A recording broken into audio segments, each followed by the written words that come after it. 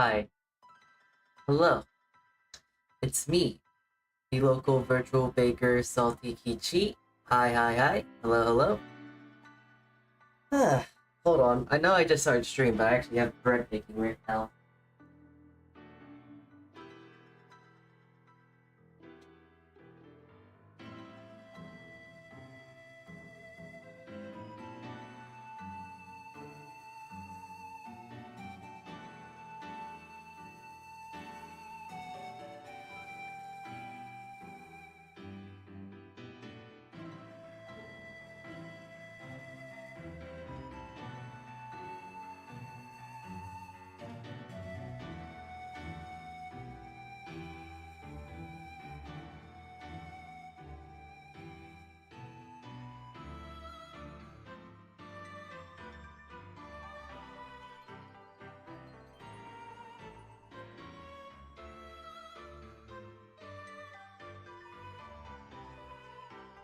Okay, sorry about that. Yeah, oh, making some bread. I made some sourdough today, so just wanted to bake that off, but it took a long time for it to rise. So, fortunately, not unfortunately, but I had to make it I guess prior to today's stream. So, maybe I'll let it cool off, and by the time it's done cooling off, I'll probably make sandwiches with it and whatnot. Maybe. I kind of am in a sandwich mood, and honestly, a grilled cheese doesn't sound too bad right now. So maybe. Yeah. It's gonna be kind of a very simple stream today. Very simple, very straightforward. Let me tell you. It's a very simple stream today. Making sandwiches. Ah. How much more fun can you get with that then, yeah? Just making sandwiches and such? I was thinking about it because, like, I was thinking about making the bread and whatnot and this and that, but I kind of wanted to just try and make a very, how'd you say, a very sort of standard stream. Not standard, but like a very simple, I don't know what the right word is to use here. A nice fun Zatsu at the very least. That was the main plan of it, really. I just wanted to just mess around a little bit, maybe do a bit of talking and this and that, but also still do a little bit of cooking and whatnot. But I actually really didn't feel like cooking too much because I got a lot of stuff that I got a lot of food right now in the sense that, well, I just got a lot of food right now. A lot of the food, how is it? A lot of the food is already pretty much prepared, and I need to get rid of it. So I'm essentially just gonna be making some like leftover sandwiches, if you will, but gonna be making them a little bit more fun, if you will, as well. Like for example, I'm actually gonna be making a banh mi today, making that again. I think I want to make like a tofu and egg sandwich and stuff like that. There's some sandwiches, and also I guess for some little fun things. I'm gonna show you some heating up methods, the reheating methods when it comes to bread and stuff. Because bread is great, but like let's say you want to have fresh bread the next day, and you made you made bread yesterday, so you want to make bread, but you don't want to make fresh bread because making another loaf of fresh bread is kind of a bit of a pain. So hey, I can show you that. It's very simple, and it's honestly a little stupid of how easy it is. Hold on, I gotta check on the bread again.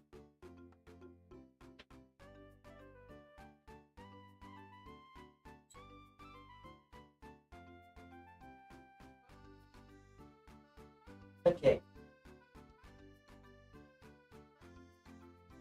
Well, I'll definitely show off the bread when we get to the little kitchen of the area of the kitchen. And, you know, that being said, I think there's very little to say in the sense of what we're doing today. It's sandwich time. Okay.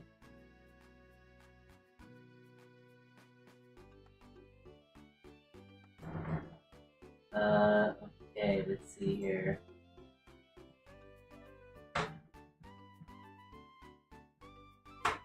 Oh, that's really sensitive. Okay.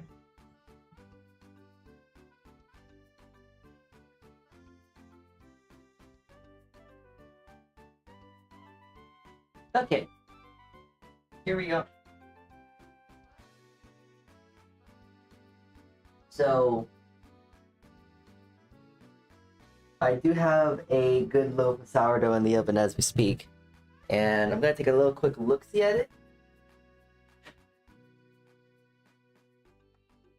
Take a quick look-see. Huh. There it is. Beautiful. Nice looking loaf of sourdough, if I do say so myself. Okay. Ooh. Beautiful. Nice ear, beautiful scores, bottom's not burned, light. That's a good loaf of sourdough, yeah?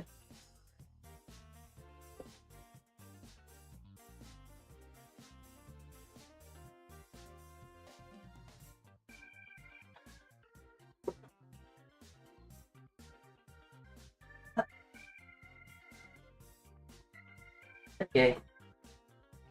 Bred. Hi, Harrison. Hello. Hello, hello. Welcome in, welcome in. Can I do something? Oh, God. Yeah.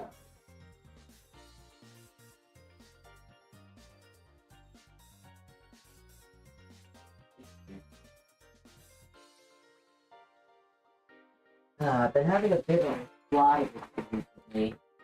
Don't know where they're coming from, let alone do I know how to get rid of them. Bit annoying, but hey.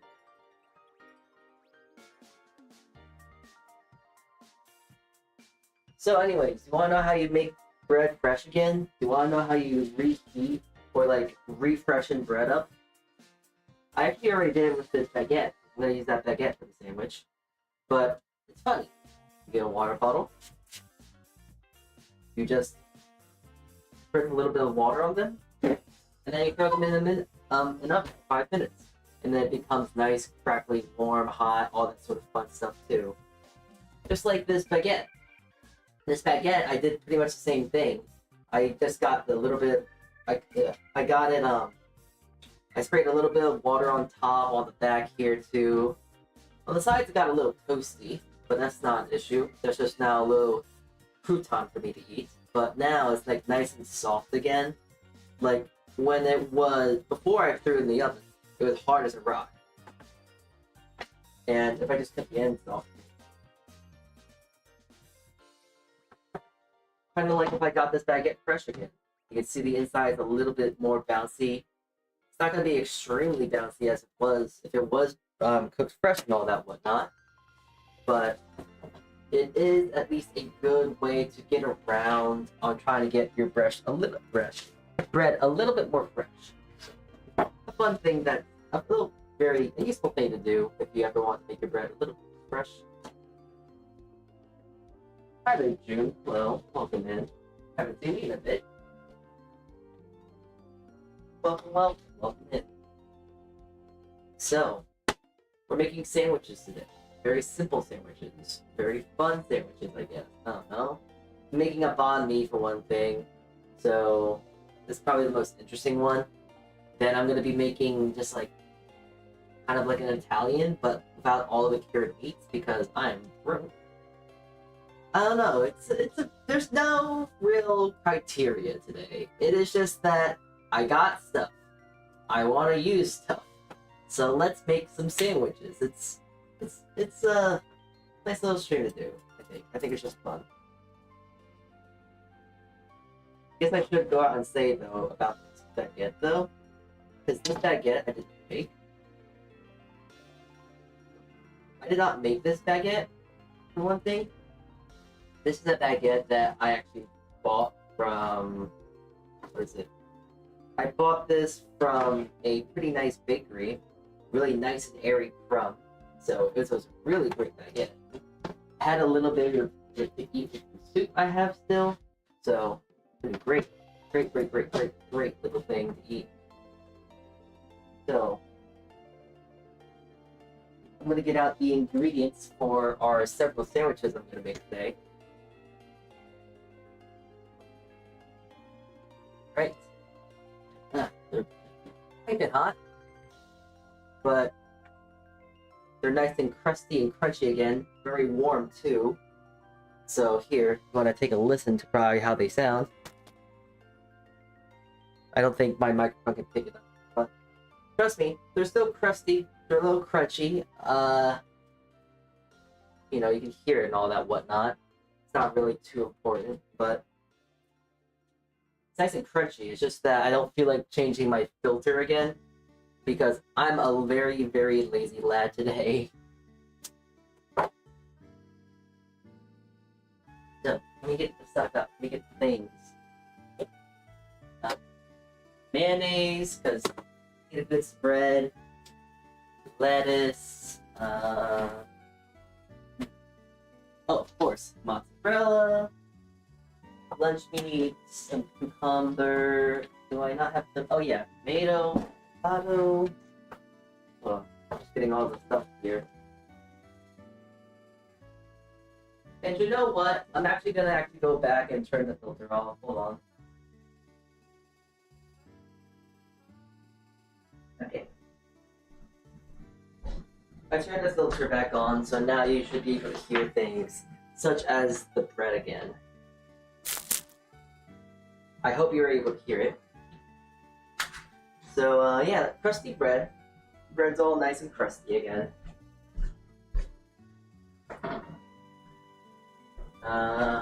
Yeah.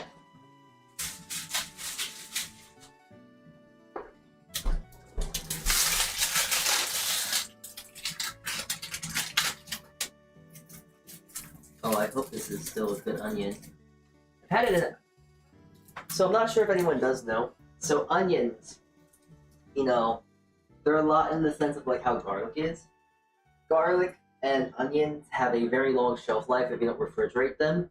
They're actually best suited to be stored on the outside area. The darker the area, the better. The more dry the area, even better. They last longer and all that stuff. So. Okay. So I guess for this first sandwich, I'm just gonna start off and make something simple here. I'm not gonna use the baguette for this because I have other plans for it. So I'm gonna just make a very simple sort of hoagie, I guess. So open that up. And it's gonna be kind of funny because a sort of classic hoagie, if you will, a hoagie's gonna be kind of like olive oil, red wine vinegar, and all this whatnot. But I don't feel like putting that stuff in it. I don't know. Sandwich making is a myth. I don't know. Not very good at it. I just kind of throw stuff together. Well, actually, I can't really say that I'm not good at making sandwiches, because sandwiches are just such a simple, delicious thing to make, you know?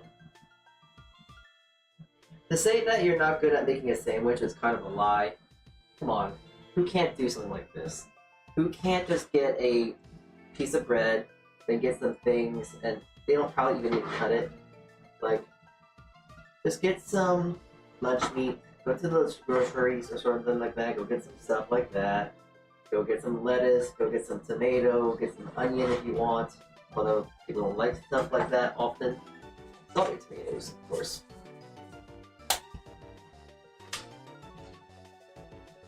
Okay, lettuce. I'm not sure what people's peaks are when it comes to lettuce. Some people like shredding it, some people like the whole leaves. I like the whole leaves, I think it just looks better. And it's more fun that way. And the red onion, let's see. Oh my goodness, it's still good, nice. Just got a little worried because this onion was a little wet, which usually is a bad sign, but no, it's fine. It's fresh still. I'm gonna go out as far as say I'm a little shocked as well, but no, it's a pretty fresh looking onion still, so that's a plus.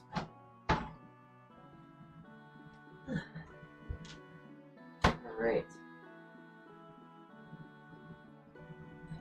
So I'm just gonna try and get some nice thin slices. A little fun thing about red onion, the thinner the slice, the less harsh it's gonna be. But that's actually the thing about most onions. The more thin the slice, the less sulfuric? The less bite it's gonna have, you know? Sulfuric isn't really the right word to say. I'm just thinking that because the reason why onions are so bitey is because they have sulfur, I believe, in it. And that makes it more... Oh, hi there, Cress! Oh my goodness, hi, Cress! Hello! Oh, jeez, okay, hold on. Hold on, I gotta shout you out. Shout out, Cress! Wolf. Alright, cool. Yay! You know, it's kind of funny, like, I don't know why...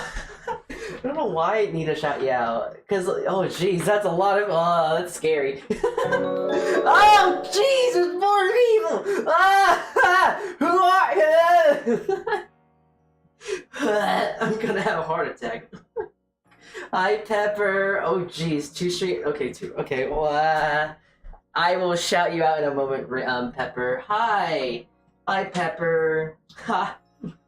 Hi. Oh Jesus. Criminy crickets, my goodness. I'm just making sandwiches today.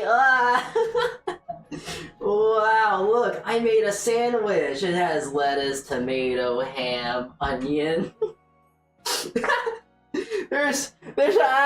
Oh man, I feel like I've been caught with like my pants down. Like this is so it's I feel so so many a such case, I suppose. Right, well now I guess you're here to witness. Wow, holy heck, I just made a sandwich. Wow, it's a sandwich. It's so great. I mean, hey, on the bright side, I can say, like, I've made this bread. Look, this is bread I made here. It's good. This one I bought. But look, this is good bread. I made it. Here, can you hear it? Crunchy. So, hi. Hello, though. Hi. Is that turkey? Yes. It's a turkey ham with lettuce, tomato, and onion. So, oh, wait, of course. I almost forgot. Because it's supposed to be kind of like an Italian hoagie in a way. But I forgot the olive oil. Okay, that was a little lot. A little bit of olive oil, and I don't have red wine, but I have rice wine. So I'm just going to just really quickly give it a good bit of that. There we go. Sandwich. You made this. Yeah, I made this. Oh, shoot. I guess, okay, so I need to introduce myself. I got so overwhelmed there. There's so many people. Hi. Hello there. It's me, the local virtual baker, Saltea Kichee. I bake bread very occasionally, but I have been doing a lot more cooking recently as of late too. So, I'm a baker, and I'm a bit of a cook. I like doing stuff from scratch, and stuff like this and that. So that's kind of the name of my game. I do a bit of things here and there, talking, bread, cooking. I also do. Oh, hi! Thank you for the follow. Thank you. Yeah, I do all this sort of such. I do play games every now and then, but I usually do that with collabs. I don't know. Okay, so that's just a very simple sandwich, and now I'm going to actually make it a little fun, because I'm not sure about you all. Enjoy sandwich, I need to run to work. Get out of here, go to work then. Pepper, you goofy goober, get out of here, go to work. Yeah. But thank you for the raid. If I was able to, I would give you this sandwich so you could have something to do at your work, I guess. But anyway, I'm gonna actually try to tie this sandwich up like how, like, let's say you were coming into a deli. So I'm gonna try and wrap this in a way that you would actually get this in a deli, you know? Like a Wawa. And there we go. Just like that. Very simple. I've never worked at a deli before, but this is how they do it. So, sandwich. And that's now one sandwich I have now. I'm doing today I'm just essentially doing a lot of meal prep. To be frank, to be straightforward. I'm doing meal prep today. I have a very busy week coming up at my job, so just thought I might as well turn the cam on, do this and that. Oh, and also I want to show this too, because I need to show my authenticity. I'm not good enough. I need to show you. Wow! I just baked this off today. Like, actually, during the beginning of today's stream, I actually had some sourdough I had to bake off. So, here's a nice little loaf of sourdough. I suppose I should probably leave them on the stovetop. Like, oh, you can see it. Blah. I have a whole bunch of bread everywhere right now. Just baking up a storm recently.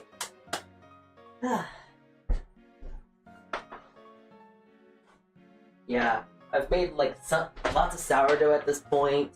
I've made I made a potato bread, 4 potato bread buns, and oh yeah, those hoagie rolls, of course.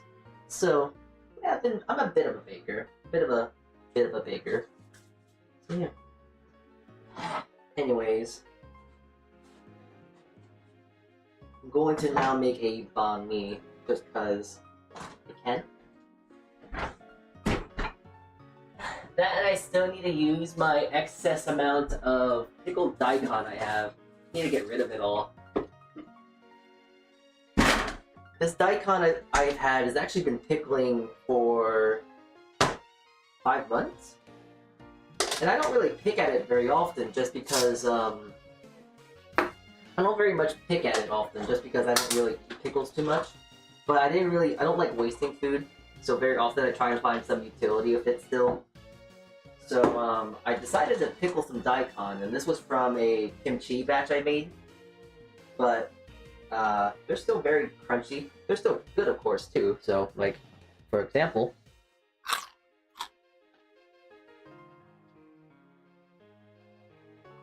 so have their crunch, they'll have their bite. But the pickle, I like a kind of a sweet pickle. So I made it into like a very nice sweet pickle. I added MSG as well, so it's very like umami as well. There's like bay leaf, salt, pepper, of course, sugar, bay leaves, pickling spices, rice wine vinegar, and all that. It's a great pickle, but I just don't really have it as a side very often. But it's criminal, because I really should start eating them more often. They're good. Okay. I'm also going to be making a, what is it? I'm going to be making a very lazy banh mi, in a sense. Because, you know, you make a sriracha mayo, and, well, say simply, I don't feel like mixing the sriracha and mayo together. So I got this mayo here that I've made. I'm just going to get the both sides of here. And then I'm just going to get my sriracha, coat the sides here with it, and get another spoon because I don't want to double dip. There we go.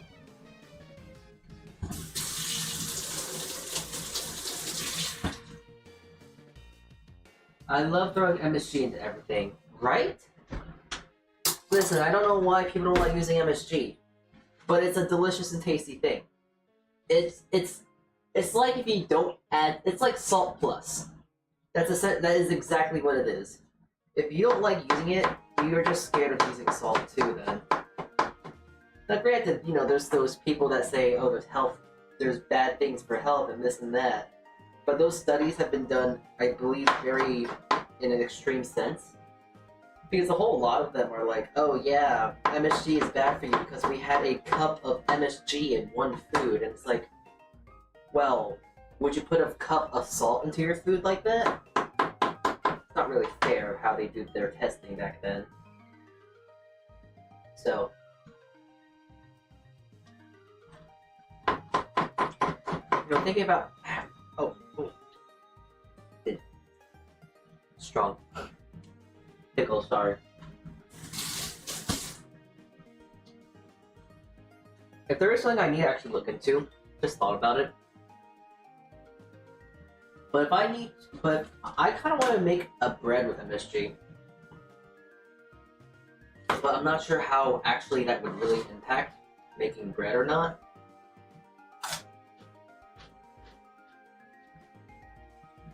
There's a horrible thing about me whenever I make stuff at home. So this part of the cucumber, I would kind of throw out. Well, you would throw out. But I'm a sucker for cucumbers. I love cucumbers, so I'm just eating it as I go.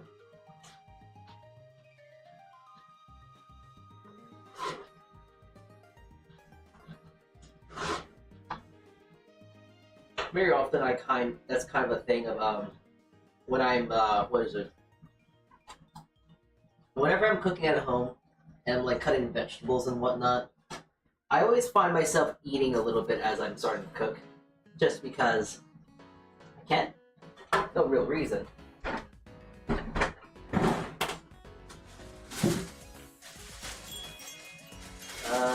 Hey.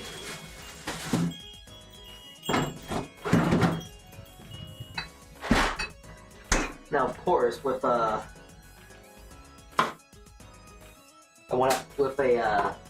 what's the word? Oh my god, I'm losing my train of thought here. For the banh mi, I got a jalapeno too. Small little guy though, so I'm gonna cook it last. I'm gonna cut it last. One cannot cook without snacking on the ingredients, of course. Not snacking on the ingredients kind of makes the whole process of cooking a lot more boring, if you will. Makes it a lot more boring, a lot more annoying, if you will. It's like stacking on the side is like drawing or gaming and stuff like that, but you're also playing videos in the background as well. Or at least that's how I see it. This is I don't know why I got my really long knife for this. It doesn't really work too well. Now with a banh mi, you would normally want to use like a pickled carrot. But I'm lazy. So I'm just putting in just carrots in there just because I like the crunch. That's why I'm using it. Did you just cut the sides of the carrot instead of peeling it? Yes, I did. I did that because I was gonna cut flats either way. And also what I use the peels for, those peels for the those peels for the carrots, I save it. I put it in a little quart container, and then I throw all the stuff together and make stock and stuff. So don't worry, it's not going to waste. Listen, I'm a smart lad. I like to cook a lot. But you know what I hate more than... Do you know what I hate about cooking? Wasting.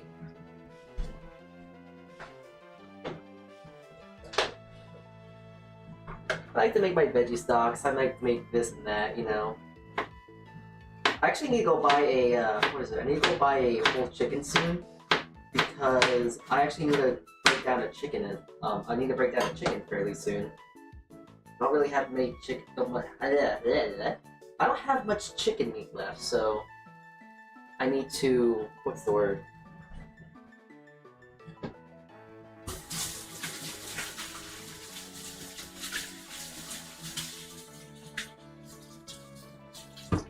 Can't think of the word right now. What is it? Oh yeah, so I don't really... I'm weird, since I live alone and all this and that. I usually buy chickens and then break them down myself. I buy whole chickens and all that. It saves money because, like, if I want 2 chicken breasts, 2 chicken thighs, and like frying stuff, that's probably gonna all cost like what? 2 chicken breasts is gonna cost like $8. 2 chicken quarters are gonna cost like $8 as well, and then buying like a little wings and all this and that is gonna be like $5. So that's almost spending like around $20. But the thing is, I can just buy a whole a whole chicken myself, and buying that whole chicken is only going to cost like $8. So, because I also like, and also including because since I save the scraps, I make chicken stock as well. So then I can use those bones, reutilize that, and make stocks and lovely stuff like that. So I can do that as well. I also gotta move some of this bread. It's actually getting in the way here.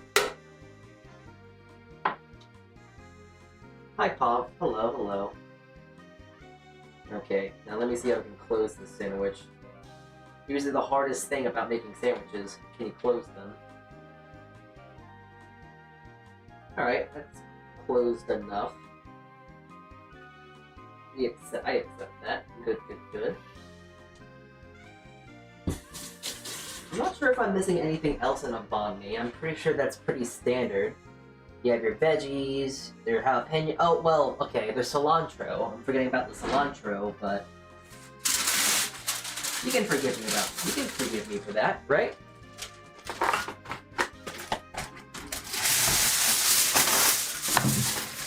Okay.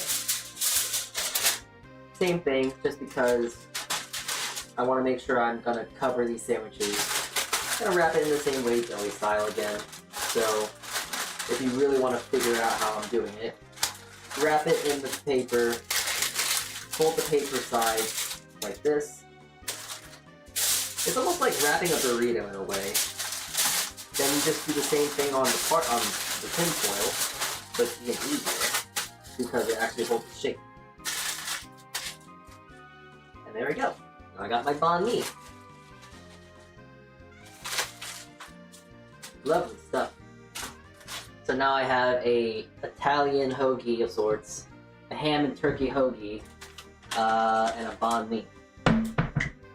But I actually gotta label them because I don't know what's gonna be which. Banh mi, right there, and a turkey ham hoagie.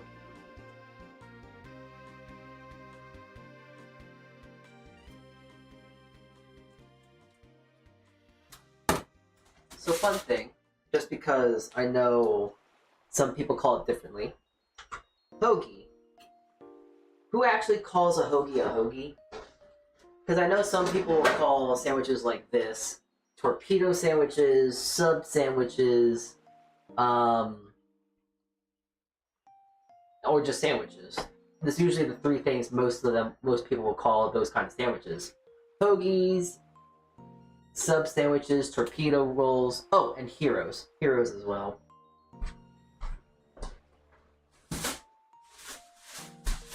Any of you guys have a preference for that sort of such? Are you guys part of some weird places in the world that calls them something different?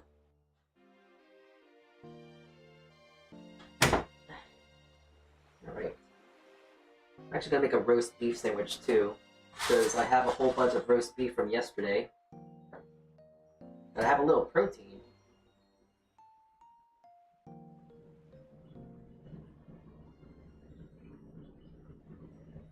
I'm not sure what kind of do I want to put mozzarella?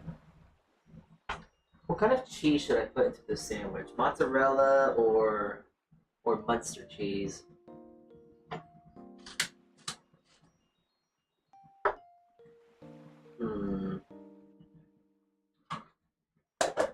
I'll hold off on that for now.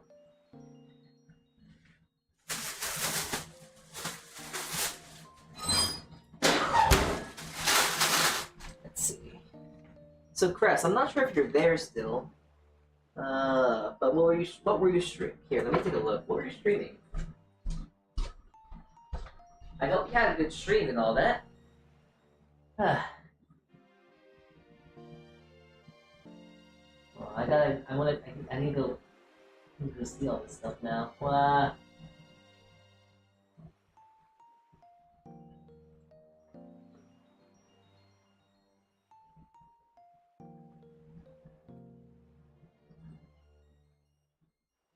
Oh, you were playing Ark?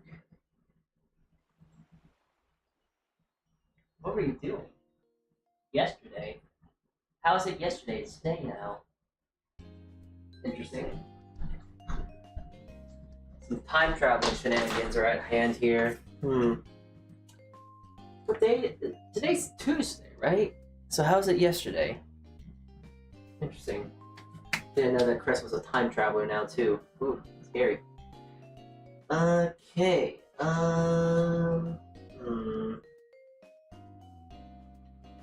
Kinda gonna do a sort of French dip sort of ordeal here. I'm actually gonna be a psychopath here. In that sense. Since I'm making a French dip and put a little mayo here. Just a little bit of a binder, if you will. And then just the meat's on. Not really a tender cut of not a tender cut of beef here. It's roast beef, lemon broil and all that. It's great, it's tasty, but not exactly gonna be the most tender of sandwiches. I think I'm definitely gonna put Munster cheese on this though.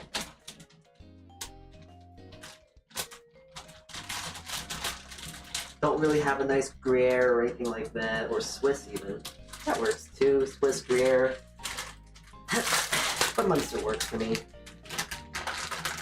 Big fan of Munster cheese, so.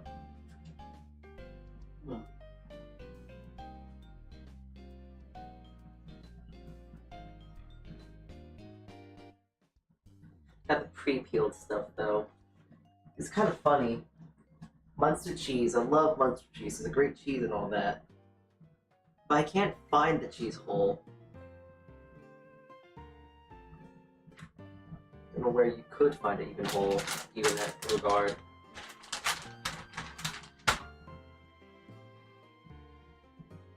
I'm not even sure what aisle would you even look for. Is the big thing too.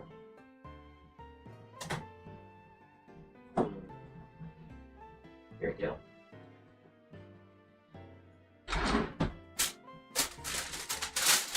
I'm gonna do the same thing with this sandwich as I've been doing so far today.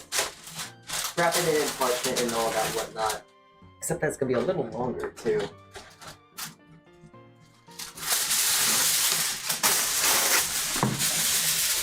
Okay, let's see. Having a monopoly of space right now.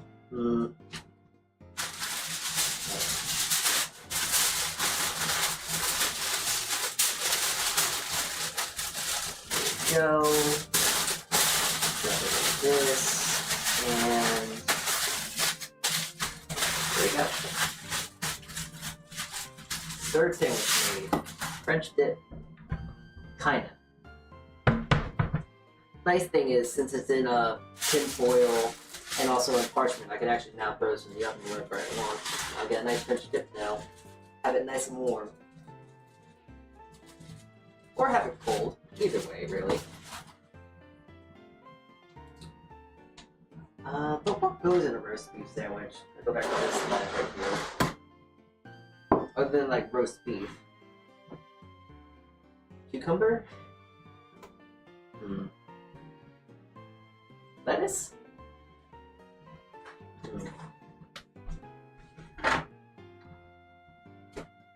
I mean, I guess a roast beef sandwich can kind of just really have anything in it. It doesn't really have anything specific, no? So I'm just gonna put a little bit of lettuce here. We love a little crunch.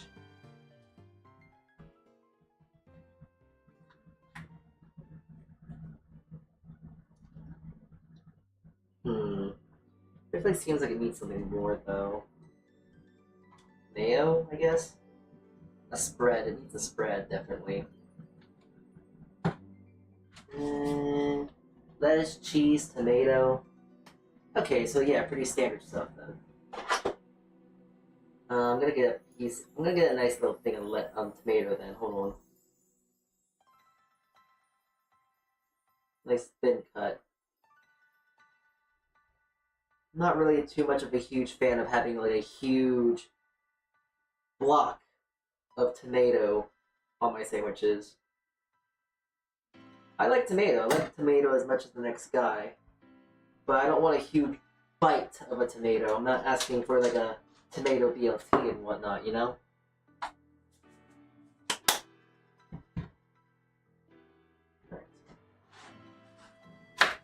actually gonna cut this lettuce up a little bit. Not too much, just a wee bit here. Put it on.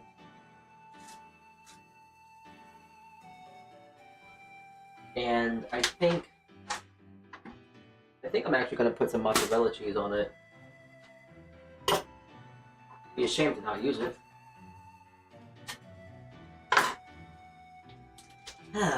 Love my store brand mozzarella. Fortunately, it's really the only thing I can afford. It's the only thing I want to really afford as well. Well, not want to afford, but just can afford, really. Because this, in comparison to getting like a good brand of mozzarella, the store-bought brand stuff is like $5 in comparison to the good stuff. The good stuff is gonna be like a good $8, if you will. So that's a little much. It's a little bit out of my pay grade at the moment, so can't really afford it. There we go. This one's a bit messy. Oof.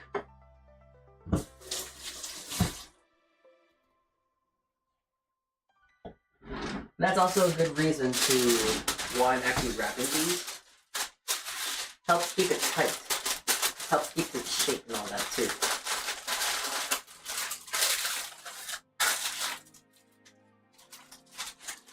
There we go.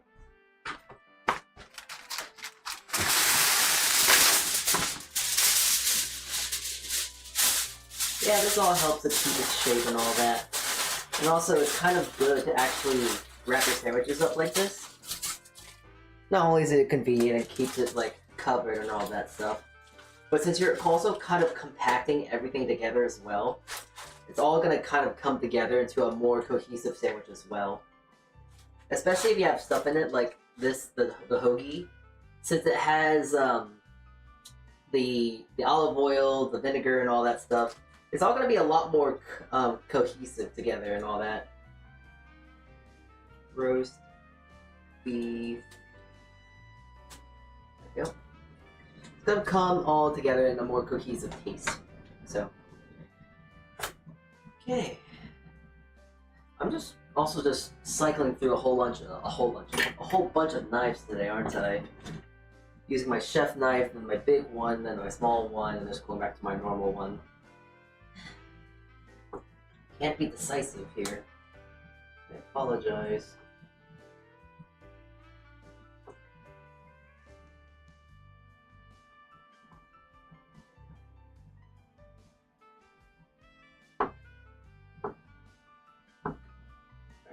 I just want to cut a few slices of mozzarella here.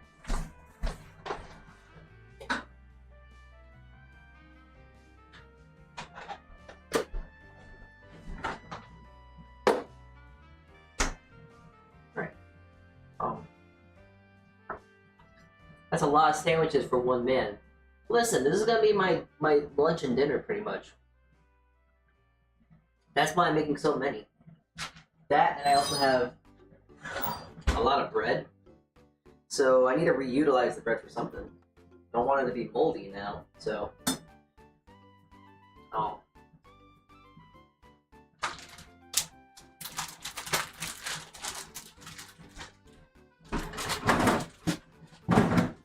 The main question, though, the main thing I'm thinking about now is what sandwich am I going to eat tonight, though? Got a lot of sandwiches here, so don't know which one I should start with. This last sandwich, I'm going to just kind of throw everything into one thing here, just because I can. And so I can actually make sure that I'm actually doing the main goal of today. That is just finally using a lot of the stuff that I have. Using a lot of the stuff that I have that I wanted to just get rid of. That's kind of the beauty about sandwiches, no? You get to use them. You get to use all the stuff here and put them between two slices of bread. Or in my cases, you get to put them between a hoagie sandwich roll. And you make something real nice with it.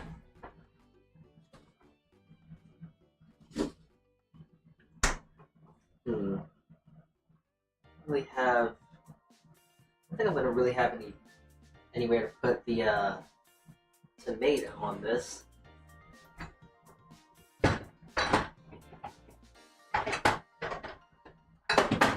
Yeah, this sandwich was already gonna be kind of tough to close, so.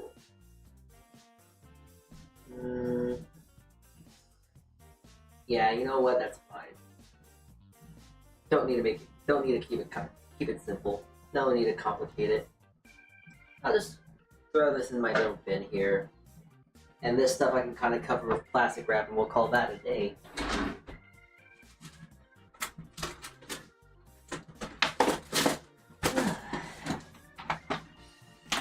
All of that is just off the leftovers meat from last night. I mean, not all of it. Some of it is lunch meat that I just had and I bought the other day just so I could actually utilize it. You know, make some sandwiches and all that. It's nice to have lunch meat. It's nice just to have it around because then you can reutilize. You can just use it for sandwiches and all that. And since I make so much bread, a sandwich is always a no-brainer for me to make. Just gonna have to wrap this and put this aside. But the unfortunate thing about the lunch meat I have, they come in like a container, but the thing is you can't close the container. It's kind of like once you open it, it's open and then you can't really close it off. Like, yeah, you can put the lid on top, but it's still going to be... What? It's still going to be kind of drying out all the meat. It's going to oxidize and all that. Put mayo on the top of here. I like mayo.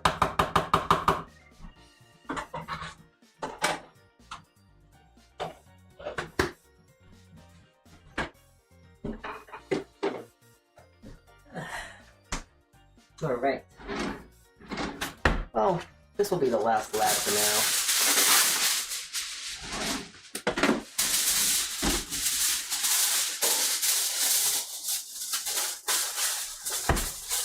No parchment because I'm just too lazy. That and I actually do plan on eating this one actually. Okay. And just oh, there's a piece of meat in there. Shame I have to throw it out, but I don't want to eat what's been around there. Just because it's not exactly the nicest area, I guess. I don't know. Okay, so, wow, look at that. 5 sandwiches. Oh boy. So I just made 5 sandwiches. How far are we into stream today? 53 minutes. Jeez. Make 5 sandwiches though? Jeez. I definitely decided to rush today, I guess. I can't. Hold on. Putting those sandwiches away for now, just cause it's not like they're shelf stable. Can't leave them outside, so gotta refrigerate them. They'll stay cold, nice and cold, and I can eat them throughout the week. So that's good for me. But now I'm just going to cut into this bad boy here. With my little scraps of metal. Tasty. But yeah.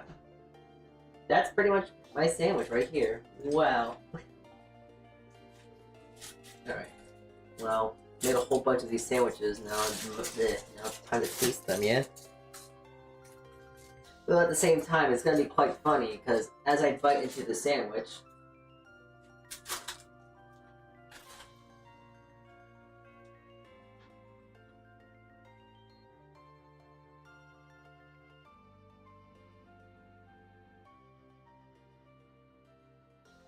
I mean, I don't know what to tell you. Because the thing is, this is a stellar sandwich. You have your meat, the crunch for the cucumber in this one, and the cheese is really nice. The mayo as well, nice, and it's nice, it's rich, and all that stuff. Yeah, you can't get better than a fresh mayonnaise like this though.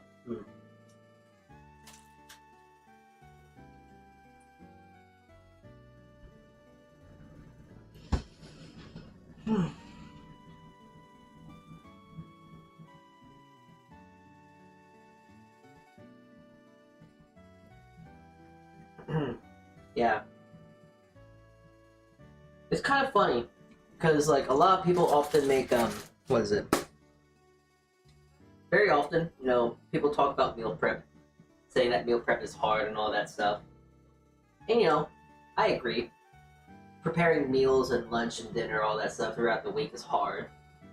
But let's say you're alone and you're one person and you want something simple and easy and still have all your like macros, if you will. Like there's quite a bit of meat in here. Got your cheeses and veggies as well.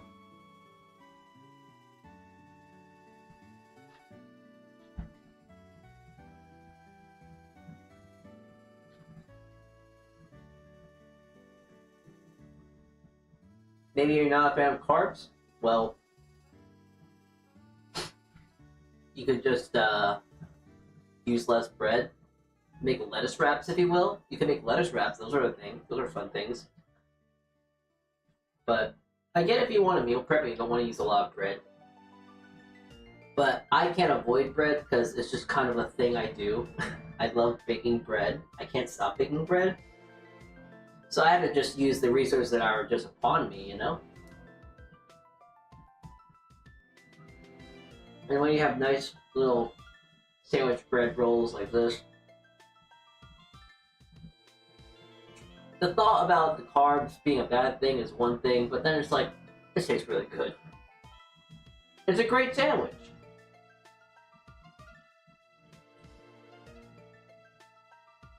Ten out of 10, would you recommend? Oh, 100% I would recommend. You know, you can't really go wrong with meat and cheese, and a little cucumber on your sandwiches with a bit of mayo.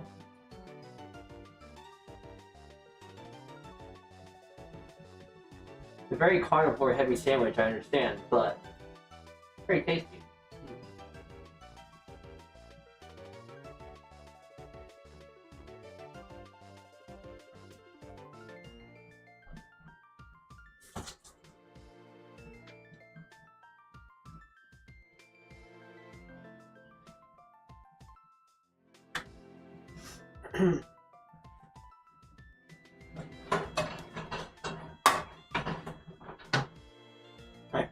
Alright. I'm gonna really quickly start moving my desk. Not my desk, but I'm gonna move stuff real quick. And I'm not gonna send you guys on BRB real quick at all because there's nothing really to clean up here.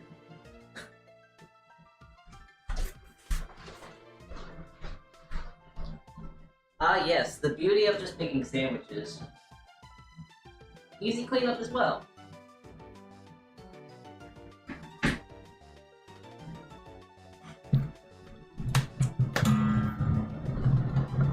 I mean, yeah, we were in the kitchen today, so it's like, oh, there's the expectation of, oh, we're gonna make so much food, we're gonna be in there for like 3 hours and all that stuff. But sometimes when you go into a kitchen, you don't need to go above and beyond to make 50 things, like how I usually do.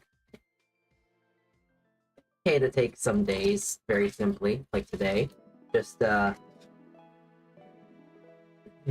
make a simple sandwich of such, so.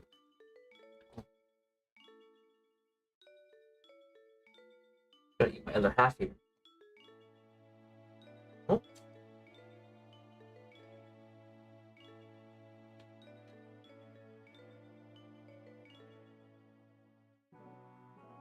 You know, I am fairly curious, and unfortunately, since how my brain works, I wanted to ask a lot of questions today, just because it's a fun little thing of insight, a bit of perspective even. But like, it's kind of a thought in my head of like, what is our like common sandwiches that people eat nowadays? Do people even eat sandwiches anymore? Do people just not really forget about sandwiches? Do people just forget about sandwiches and kind of just make their composed things like salads or maybe like a whole meal and whatnot?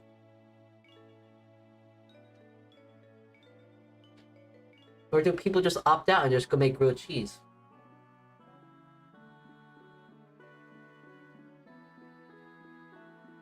There's nothing ever wrong with a sandwich, of course. Like there's a saying. There's a saying to where it's like, oh, I really need a sandwich right now. You know? Sandwiches are so reliable of food. They're extremely reliable. Just because they're so versatile as well.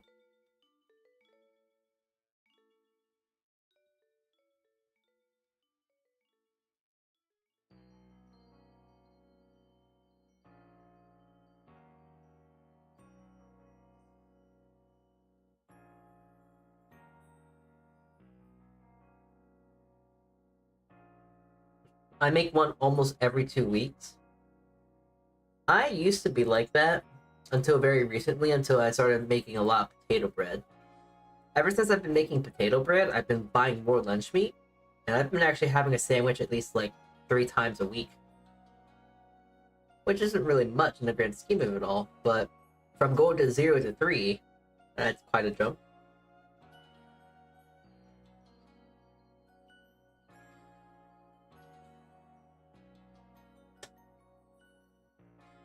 And I don't regret it though.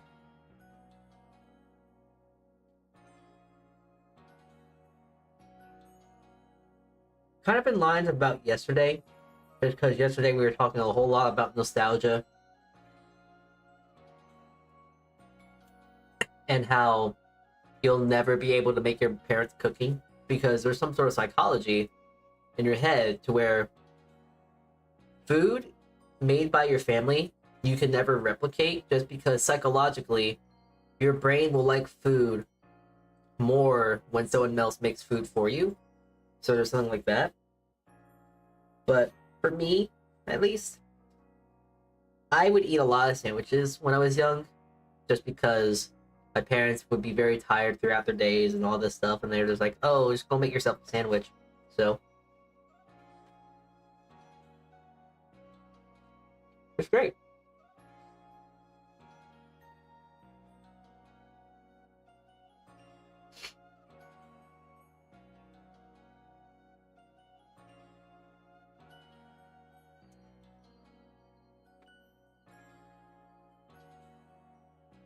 All right, so I've been seeing a lot of these kind of messages in the chat recently, and I know I get the point. Like, I get it. It's bait, but that's kind of stupid. It's kind of stupid. I don't have any tolerance for it. Like, listen, haha, you got your clip. There you go. I fell for the bait. It's not funny. Like, I get it. You're trying to be, if you're trying to be nice, okay, but not everyone wants. Not a lot of VTubers want to hear that. It's like thanks, but like it's kind of annoying after see it so very often. There's a bit of annoying repetition to it. Like I know what you're trying to do, I know what you're trying to say, and also it's just like think. I know it's hard. We're online. We're on YouTube of all places, so thinking is very hard. But just thinking before you actually send a message. Actually, that's kind of a funny thing. If you send a message on YouTube or anywhere really, on Discord or Twitch or whatever you want to say, when you want to send messages, you have to willingly think out a message, type it out, and then press send. Now it could still be genuine. It doesn't mean much when it comes from someone you don't know. It just doesn't. But the thing is, maybe it's just because I'm very paranoid, but I've been seeing it so very often that it's really, there's a repetition to it, and I don't trust it. I don't trust the internet. Meh.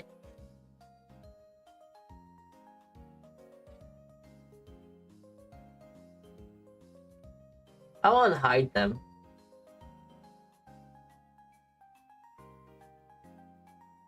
But like, I just don't understand why you want to send messages like that. That's like saying, hey, you have the potential to be the best person you are, but you're not. It's like, I get it, but like, there's no context. Especially when we're not really talking about, like, oh, I want to be a better VTuber and this and that and that and this, you know? There's no context in the air to where we're talking about something like that.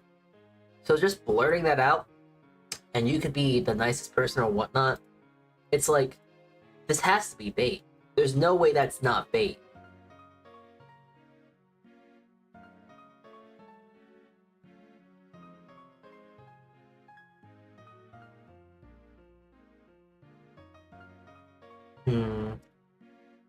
And also, just saying, another thing.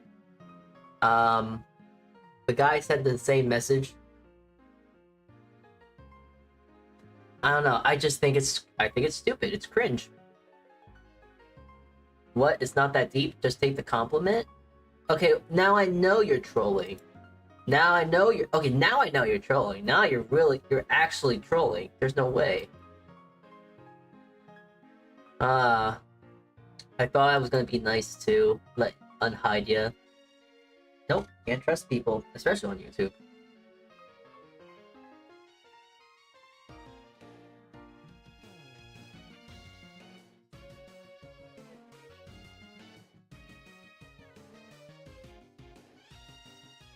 Listen, I know I can act silly and stupid and stuff like that, but listen, I know when someone's fading, and I know when someone's trolling. People don't like getting messages like that, for one thing. I know I don't like messages like that, for one thing.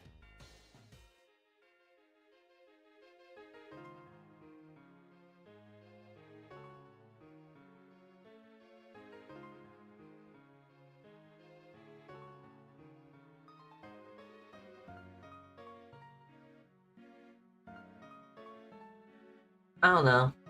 It's not that deep, but it's just kind of annoying to see. It's like, I don't really care. And it's just like out of left field. There's no context. I'm not trying to say like, oh, I want to be a better VTuber and this and that. And like saying like, oh, my assets I've made is bad and this and that. Like my model's bad, the BGM's bad, blah, blah, blah. You know, all this sort of stuff. It's not the case. Like, I know I'm a okay VTuber. I know I can be better, but I'm somehow not. And that's just kind of the luck of the algorithm, you know? It's just kind of silly. Like, why? Why do you need to message me that? It's like messaging... It's like not messaging. But it's like telling you guys, like, hey, you guys are watching a boring guy VTuber make sandwiches online. What's wrong with you? You should be doing something better with your life. You guys are so much better than this. So why are you here, you know? It just kind of... It's kind of just disrespectful to say, you know? To say stuff like this and that, it just feels very disrespectful. Like, you would not go walk up to a random person and say, hey, you have the best possibility of being the best person you are. Why aren't you Jeff Bezos? You know, you're not gonna say that randomly to people online. I mean, randomly in person. And maybe I'm a little stupid, and I know I'm probably very sensitive to this take, but I don't know. If you want to talk to someone online, even, you want to still try and make sure you treat them with respect and talk to them as if you were talking to them in real life. So, yeah, you don't want to listen to everything you hear online. Like, if someone calls me stupid, it's like, okay. Alright. Okay. It's not really that deep. The beautiful thing about being online versus in real life, though, is that you can block people. So there's that. Given the chance, I'm going to block you if you're gonna ask something really stupid like that.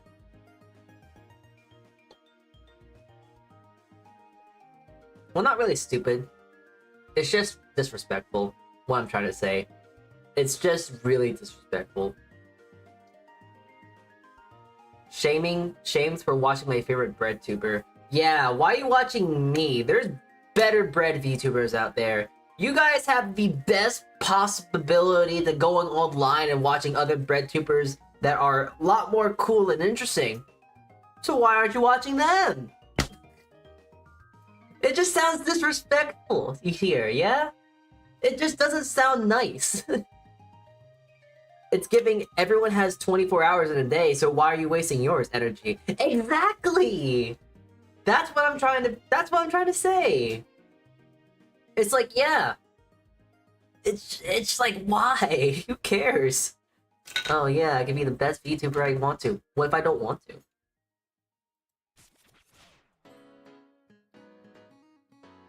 What if I'm just fine with being average? You know? Way too cynical, not gonna lie. Yeah.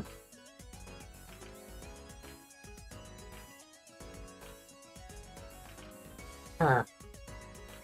You know, I'm thinking a little bit here. Because I kind of do want to cook a little bit more. I actually do have some other meal prep I had in mind that I want to do, but it's gonna also take a little too long, unfortunately. Like, I did have the plan of making carnitas sometime this week. Or maybe next week, I don't know. Hi Chase, hi there. Nice looking bread, thank you. Joke's on them, that means I get more bread. Exactly. Like, hey, it might be sad because like, oh, we have one less person with us. But now we have more bread for you all. So.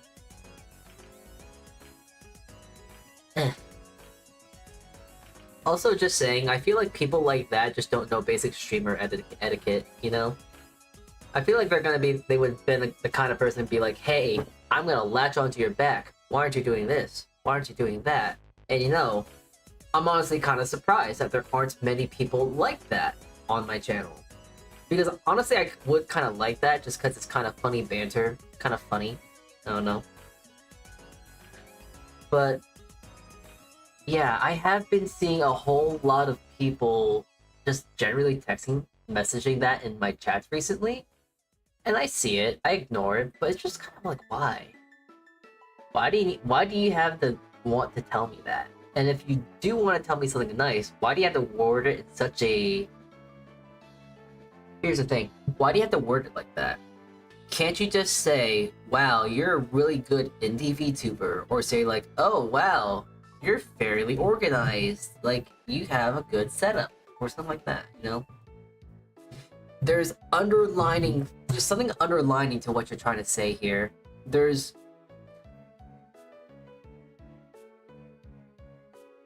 It might not be that deep, but the way you're wording it is very specific. It's very specific, and I don't like it. I don't know, it seems fine, it's just weird that it's the first message.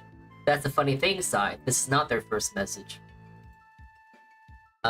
Because there's a fun thing here on YouTube, and I imagine there's a thing on Twitch as well, to where you go to check channel activity. And this is not the first time they've been on this channel and said that stuff. They usually just say hey, hello, and then they say 1v1 on any game, 1v1 on Fortnite. Damn, how are you not famous yet? You seem pretty cool. Like, I don't care about being famous. Why does it have to be fame? Why does it have to be, oh, you have to be the best, you can be the best VTuber ever? It's really dumb. It's not a compliment for me. I don't want to be famous. That's the big thing. That's the big thing. I don't want to be famous. Oh, Jesus, no. Oh, I don't want to be famous. It seems that that's a horrible fate that I just don't want to have, nor do I think I could. Nor I think I could deal with. The people who are very, I guess, what's the word here? Who are very well established in the VTuber sphere. Good for them. I'm glad for them. I'm glad that they're at the pinnacle places that they are right now. And I never want to be like that.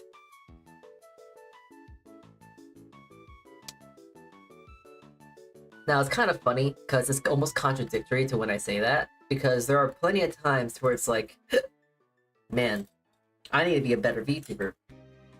I need to be better this and that and this. But I don't want to. The thing is that I like doing this as a hobby. Through and through, no matter what I say, no matter what I will think, I like doing this as a little fun side hobby. VTubing is fun. And that's not really that deep. I like VTubing because it's fun.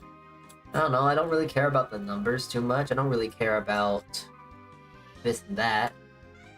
The only thing that I really care about in the sense of VTubing, for myself at least, I don't care about the numbers, I don't care about the fame, but I think the most fun thing about being a VTuber is the interactions you get to have with people. The interaction with people that you can have online, collaborations, and this and that. I think that's the most fun when it comes to VTubing, which kind of drove me into like VTubing as a whole. It's just so interesting that you can actually meet so many fun people, have so much fun, period, and just all that sort of stuff, you know? A lot of people to interact with, a lot of people to meet, to play games with, this and that. Feel like the streaming completely changes after you reach a certain... Feel like streaming completely changes after you reach a certain amount of viewers, basically. Going from an interaction to basically just a TV show. Once you're enjoying it and having fun. Yeah, and that's the thing. Like, hey, I don't want to be a big VTuber and like have like 50,000 concurrent viewers. I don't have like 1,000 concurrent viewers. I think my maximum of like concurrent viewers I could probably mentally take is maybe 50. Oh my goodness, if I had 50 concurrent viewers, that'd be so cool. But that would also be very troubling for me because I can only handle I can only talk with so many people at once. Once you're enjoying it and having fun. And also I kind of like having talks like this, you know? Being able to sit down here, talk to you guys, and like ask how your days is going. Granted, you know, you get the weird people. You get the weird people that just come into the chat and say some slop. Kind of funny. There was the guy that we banned yesterday made a Twitch account and got to my Twitch, but I noticed him in the chat on the pre-stream, so I banned him right away. Like, I see your game. I know what you're gonna do. You're gonna just do your little stick, which is fine. I actually kind of at that point, I just respect the commitment. I respect that you're committed to your bit, but it's not really that funny. He's committed. You gotta give him that. You gotta definitely give it to the guy. He's committed to the bit. He's extremely committed to trying to get a little chuckle from me from saying, oh, boneless pizza. Very committed to the bit, but it's not that funny. It's not my kind of humor. I have a very specific kind of humor, you know? I get you, talking to a crowd, talking to a community versus talking to a crowd and all that jazz. Yeah. I'm just not, I think the big thing is that I'm just not ready for that thing yet. I'm not ready to talk to a crowd. I kind of like a nice, small, tight-knit community. Because I can recognize people, you know? Sai is a very fun regular that I'm very happy to see every now and then. Chase, you're fairly new, but I've seen you around too. Mahler, Drill, Pumph, you're fairly new too. Like, I recognize all your guys' names. I recognize your users, and it just feels a lot more... I don't want to say personal, because now we're getting parasocial. But it's nice. It's a nice little way of being friendly. But in a very much more, how'd you say? In a lot more of a informal manner. I'm a very big person on talking with my voice, I guess. Like, I love texting people. You know, I like messaging people in the Discords and this and that. But I do find a lot of enjoyment to actually using my vocal cords and talking to people. I like talking to people like that. There's a bit of more... How'd you say? There's a bit more of an intimacy with it. Not like an intimacy in the sense of being creepy, but just like there's a lot more... genuine thought, I guess, behind using your voice, because with texts and stuff, you have time to think and actually conjugate a sentence, you know? Typing isn't the same, yeah. So at the very least, I can say this and that, and not to downplay anything, but I can know that what I'm saying is genuine and all that. Which is also kind of a good test for me, because I don't know if I'm ever genuine. Just because I don't trust myself. Oh yeah, me talking about, oh, if you don't trust people, you don't want to trust me either. And you shouldn't. Honestly, you should not trust, like, influencers and such. I'm pretty sure there's a whole bunch of people that say the same thing, you know? One person's opinion is only one person's opinion.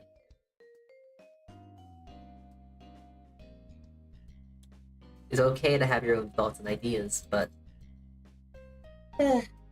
whatever. We're getting into like some internet politics now, and I'm gonna straight steer away from that now. So let's talk a little less about that stuff. Let's talk about Bred. Not about Bred, but let's talk about, I guess, next week, because next week is gonna be kind of fun. And I want to talk about, actually, let's not talk about next week just yet. Let's talk about tomorrow. I'm not sure if we're going to end stream right as of yet. But, what is it?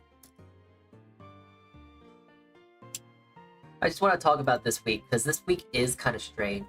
In the sense that, on paper, I'm only streaming 4 times this week, when I usually stream like 5. But yeah. You're saying I shouldn't trust people because I don't talk to them 100% of my being? Exactly. You shouldn't trust people. Ugh, people bad. Ugh, dirt. Blah. Disgusting. Interaction. People. Blah. But I trust you, Salty. Where else would I get my delicious online bread? Google Images. That's where you get them. So yeah. So actually, come to think of it, though, are there any other VTubers out there that actually bake bread on stream? Or at least bake bread on a regular basis like myself? Just because I kind of want to find more of them like that. Trusting people is fine, Lamel, as long as you actually know them. I guess I should call myself out here and just say I have trust issues, so that's just my problem. So I don't trust those other bakers though. Man, that sounds kind of parasocial, bro. Oh man, that sounds a little parasocial, man. Nah, I'm messing around. But yeah, I kind of want to advertise it because I want to start doing this more often. Talking about our community, our little community we have. Game nights.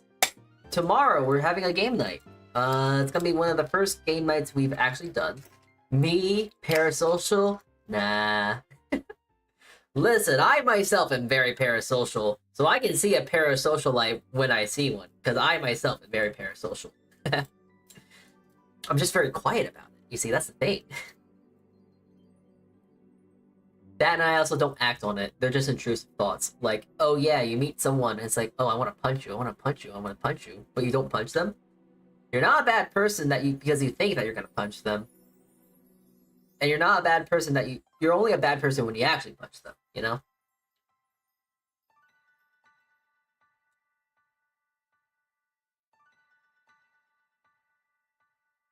What was I talking about? Oh yeah, so anyways, tomorrow we're doing something fun, doing something interesting. We're not streaming for one thing, but I do want to try to at least have more community nights. I want to do community nights and this and that, just because I think they're going to be fun. So I am going to be doing a gaming night tomorrow. We're going to be playing Call of Duty Zombies. I'm not sure how many people exactly are going to want to tune in and watch said stream, Though, to sound a bit, I guess, not cynical, but pessimistic. Just because I know because I believe I have done gaming nights before, but no one showed up. So I ended up just playing a game by myself, but anyways, I I have my expectations. I don't know. But I am kind of worried, because what if, oh my god, what if 3+ people actually joined the voice call and want to play zombies? Oh no, what do I do? Because I feel that Call of Duty Zombies is very much a 4-player game. You can't do more than 4 people, unfortunately. It's just how it is. So I much rather we can rotate lol, I guess.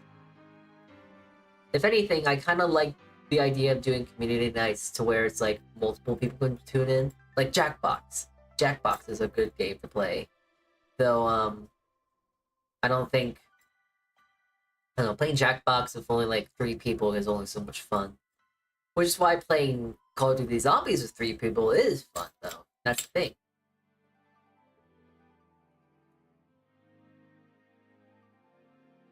But I do want to have a bit more. I do want to try and give like a bit more incentive, because oh yes, the most incentive thing to a game night, the most fun thing about incentive is most fun thing about doing this stuff is an incentive, right? So I've been thinking about maybe putting an incentive in to do a gaming night, but then, you know, that's a fun idea, that's great on paper, but then people are gonna want to, hi there, Rusto King, thank you for the follow, thank you, Bred, indeed, Bred. You know, thinking about, I'm looking at the Bred from the side here, I'm looking to my right, and I just see 3 perfectly baked off loaves today, and I can't help but really just want to cut into one. I don't really eat my sourdough very much anymore, and I don't know really why. It's no sarcasm with it, but I don't really eat my sourdough anymore. I kind of just make it and then give it away, just because for me myself, I can usually only eat 1 sourdough in 2 weeks, or maybe a week even. It takes a long time for me to actually eat sourdough. It takes me a long time just to eat a loaf of bread, really. So but the thing is, I often make like 5 loaves of bread. And it's like, oh man, I can't wait to eat all of them, and just end up eating only 1. So I usually am so used to giving them away at this point. So the top loaf looks amazing. Here, let me actually get a better picture of it, because my camera can't do the true justice of how beautiful these breads look. So I'm actually gonna take a second here, and I'm actually gonna take a picture of them real quick.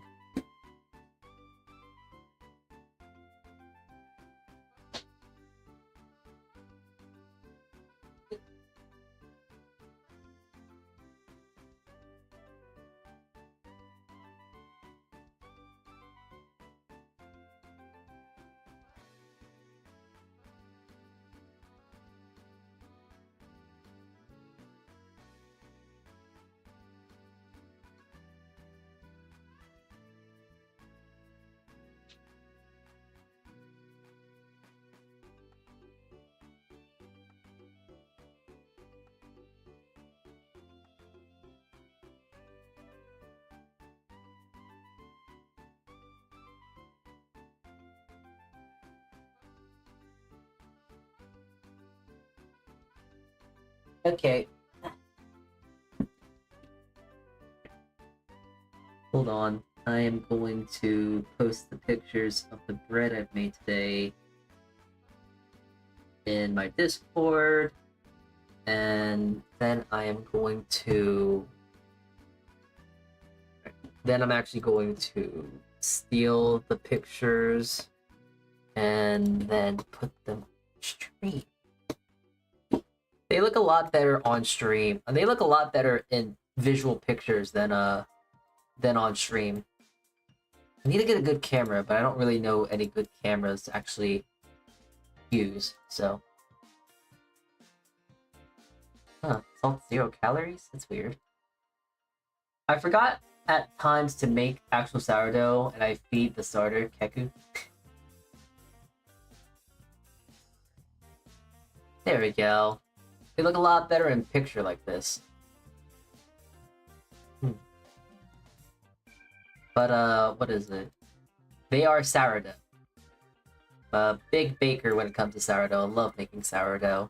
So, bake them off today. Fresh from the oven. Just have a game on the side just in case. Guess. Maybe I'll open up another Minecraft server for the viewers to play on. That'd be fun. Bread. I think YouTube just kills the quality. The other photos, the other photo is. Sorry. The other photos are still nicer. I'm a qualified baker of 15 years, and sourdough was my specialty. Oh, wow. It really doesn't do it justice. It looks so much nicer, right? Man, that's a real big compliment, then. Thank you, Mr. Presto King. I myself have only been baking for probably 3 years. 3 years. I started my baking journey during COVID time, but actually no, I think I've been baking since 2019 in that regard. But I've been pretty much just baking. I'm a home baker. I'm not really much of anything else. I bake stuff at home, but I love experimenting. I love making my own recipes and this and that. So, this is sourdough I've just been making, and it's great. Love it. It's great. I just need to work better on scoring. That's always a huge thing when it comes to bread and me. I just don't know how to cut into it well. And I feel bad about it cut sometimes, because like I just don't want to cut a perfectly nice loaf, but it's kind of a part of the process. No, for real, that top loaf looks perfect. I want to steal it, slice it, and drill olive oil on it. Thank you. Personally, I myself really like the right one. I like the one on the right, the far right. I like much more darker, deeper colors, and I will actually be I don't really say this stuff to myself on stream very often, just because I don't know, I don't really make sourdough on stream very often. But when I look at my sourdough, it's good, but it's also limited to what the kind of equipment I have. Like, if I honestly had better equipment and I didn't have my granny oven I have, it would be a lot better. Are they stone baked or oven baked? They are oven baked. They are baked in a cast iron, which works. But the oven I have has very inconsistent temperature control, so it's really hard to get a consistent sort of bake on it, and makes it kind of finicky. And also, it doesn't really trap in steam very often or very well, so I have to kind of spray it every so often. But even at that, it's still kind of hard to keep that quality control of like making sure it bakes correctly, because you open the oven, heat escapes. You put steam in it, steam escapes, and it's the whole thing of like baking at home is just kind of annoying. But it'd be a lot better if I just had a more up-to-date oven. But also, I know how I can make it better and more like artisanal and make it more this and that and that and this. Like, oh, it could be so much better. I know it can be better. And I know how to make it better, but also I'm not thinking too deep about it. It's only for me. I'm making this bread for me, and I'm giving it out to people that probably wouldn't care too less about it. But I like baking, though. I still like it. It's still a pretty looking loaf.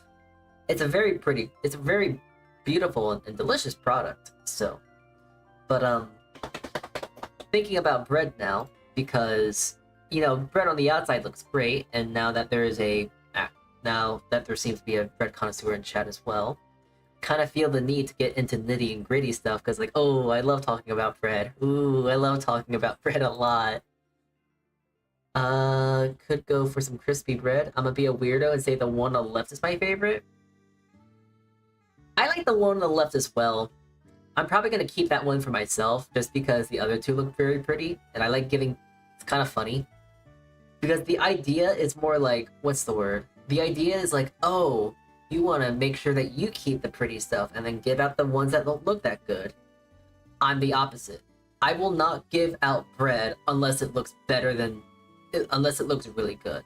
So I don't like to give out bread that looks bad. And I think that's just kind of my quality assurance there. I don't want to send food out that is looking bad. I want to make sure I send out good quality products. So,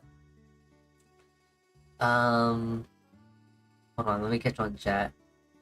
Yeah, ovens are bad. Ovens are bad for home baking. I made a mini pizza oven / wood fire oven out back. Could you fax me a loaf? I don't know how to fax. Okay, hold on, wait. First, I want to actually, what is it? I actually want to, what is it? Open into a loaf of bread here that I got on the board. So I'm actually going to move some stuff around. Gonna change the filter so you can actually hear the good bread stuff. And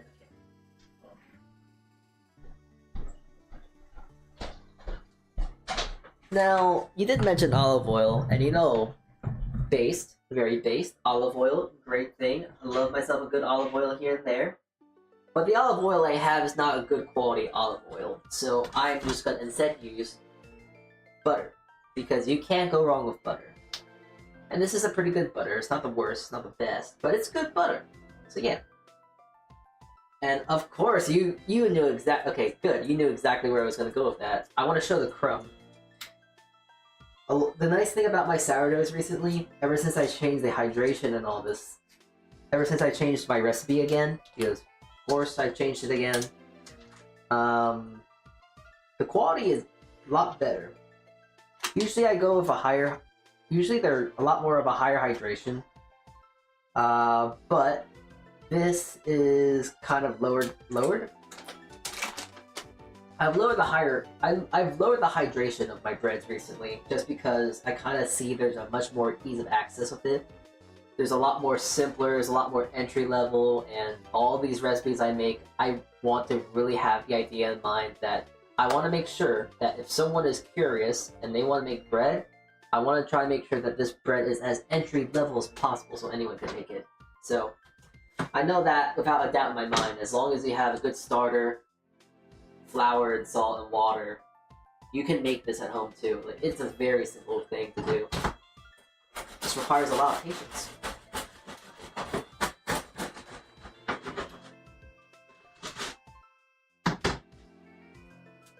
Ooh, look at that nice open crumb. Not open, but like nice consistent crumb.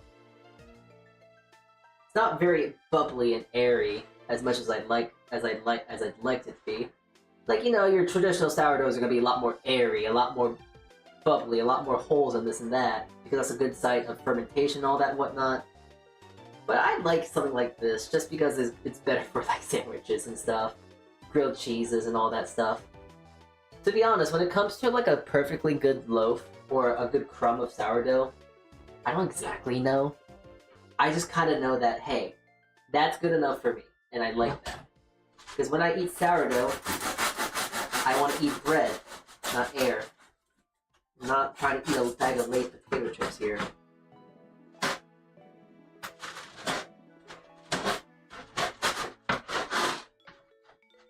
Well, I feel like I need to put more steam into the bread, too. I need to put some more steam into it because it's, how'd you say? It's not as crusty as I'd like it to be. I want to be a bit more crunchy on the outside. But it's still kind of nice, that being said, because the outside crust has a nice thin layer of crunchy, and the inside is just all fluffy. So, no, that's good for sourdough. Okay, good. Alright, well, I'm just gonna do some ASMR, because of course, if you're gonna try doing something with bread and something that about texture, you can't really see it. I mean, you can, but we can all probably very much hear it. So,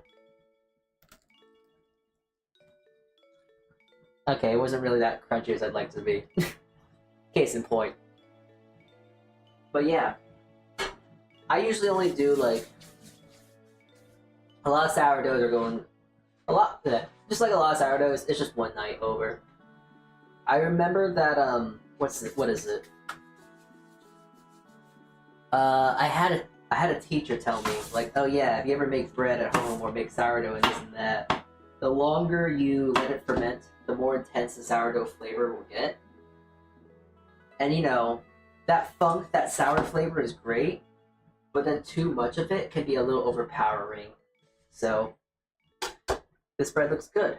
It is good. It's very good. It's like actually the perfect amount of funk because there's a bit of that sour flavor that you know for like a natural sourdough, but it's still nice and fluffy and soft. And since it has that nice fermentation that went on, it actually has like, especially the crust for the most part, it has those sweet like flavors.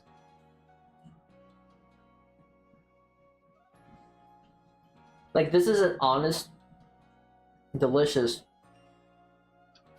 simple loaf of sourdough. And I'm all for it because that crust has such a nice caramelized texture on the flavor on the outside to where it's almost nutty. It's almost like popcorn.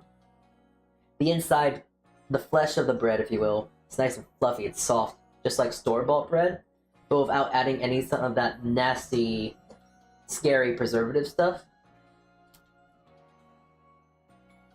I can talk about sourdough all day.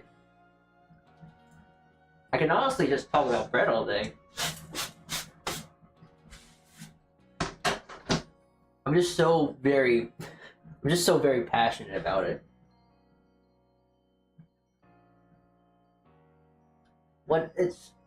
I talked about it when we made baguettes the one time, but although I don't feel too excited about sourdough anymore, just because I kind of feel like I've not mastered it, so to say, but I got a really good handle of it. It just makes me so excited to when I do mess up really horribly, and I make a horrible big mistake, but then I did it again. Like I make that same bread, same recipe again, and I find that my technique got better because I can tell that the end product of the bread is so much more vibrant, or it's like flavorful, or something's changed. And I know exactly what I did wrong. The best thing about bread baking is making these massive mistakes and then learning from my mistakes myself, knowing the solution, and then executing it.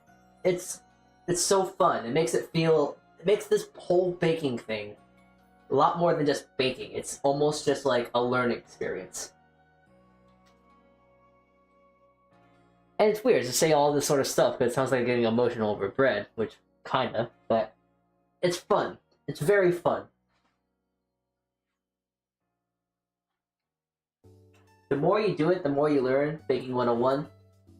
Yeah, I've probably baked at least 1,000 loaves of sourdough. I have baked so many loaves of sourdough at this point, and I still don't think these are good. Which is funny, because this is delicious. It's amazing. The crumb, beautiful, fluffy, soft. The outside crust, it's so good. It's crunchy, it's nutty. But I still know that it can be better. And I just love making sourdough every day, knowing that knowing that every single time I make it, it's not going to turn out the way I want it. But that's the exciting thing. Because every single time one small thing changes, I get excited over it. It's like, okay, I go frantic over it. I gotta make it again and try and do it again. And I'm just a crazy bread head. I love bread, and I like making it right. But the thing is, I never make it right. But that's the thing, because it just makes me into the cycle of just making more and more bread. So, it's a weird relationship I have.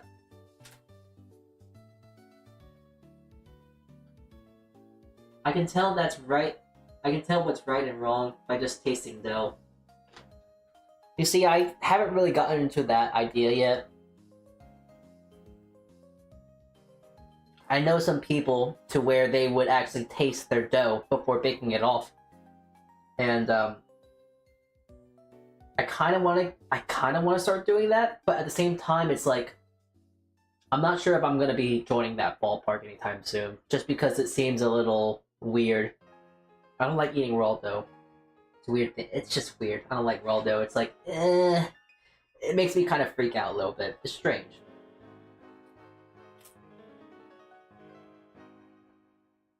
Well, here's a fun thing. That's because at a place I worked at, we had some bread people come in, and they were saying like, oh, if you have really good bread, if you have really good sourdough, or not really sourdough, just really good bread in general, you can crush your bread, and if the gluten has developed enough, it will rise back up to its normal structure. And I know that for no doubt in my mind, no matter how much I smush this bread, it's still going to go back to its original shape. Just because I know I did a good job. I don't have pride in a lot of things, but let me tell you, I have a lot of pride in my bread. Just because I know I've worked hard on it. And it's just a delicious thing, too. I'm gonna actually get another piece of sourdough.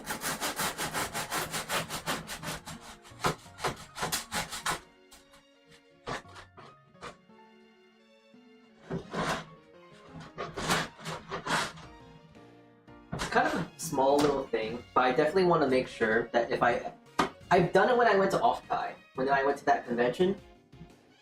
A thing I really want to do, I just want to find some VTubers, friends, viewers, whatever it may be. I want to just find people who live nearby and just give them bread. I don't know. Very silly person, I guess. I just want to. Like, you know how people is like, oh, I'm gonna make sure I give you, like, the best car, I'm gonna take you out on a great dinner or something like that. No, I want to give you good bread. I'm weird. Alright, I'm gonna go sit back down now.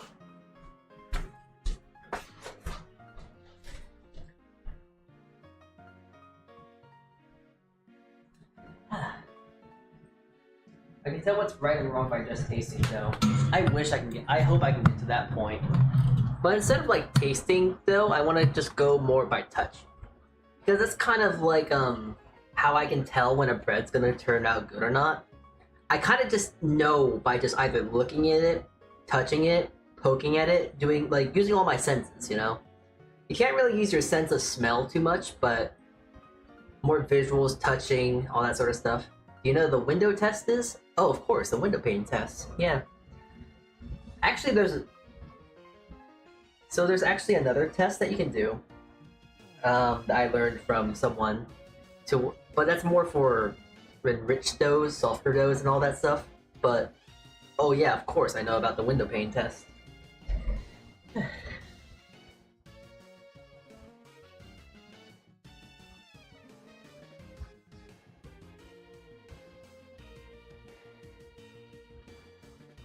I'm also just saying, I'm a little happy about this bread because for the longest while, when it comes to making sourdough, this might sound a little heinous, but I've always made sourdough by hand just because whenever I did it by hand, it always turned out right. But the moment I did it in my mixer, it would turn out bad. This time, I actually did it in my mixer again, and this is pretty much kind of on par to what I do when I mix it by hand.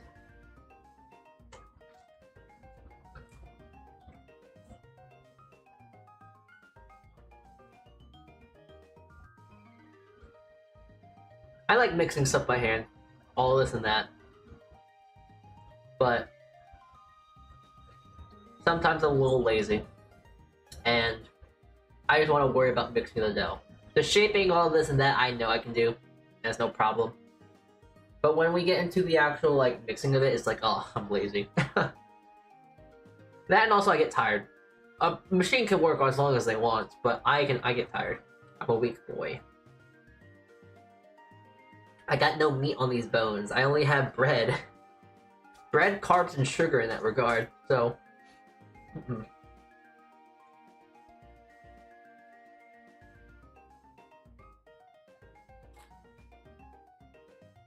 thing about like sourdough, like fresh sourdough like this, you can only enjoy the quality of how great this spread is the day of you bake it. Unfortunate. But like, I can never really get a bread tasting this good the next day.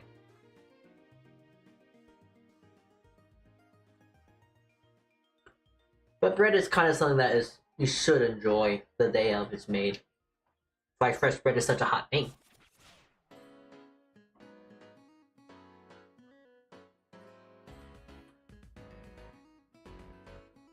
Bread people like gingerbread men? No?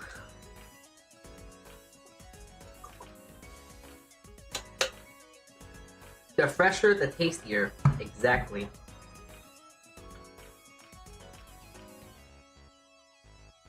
The fresher, the tastier.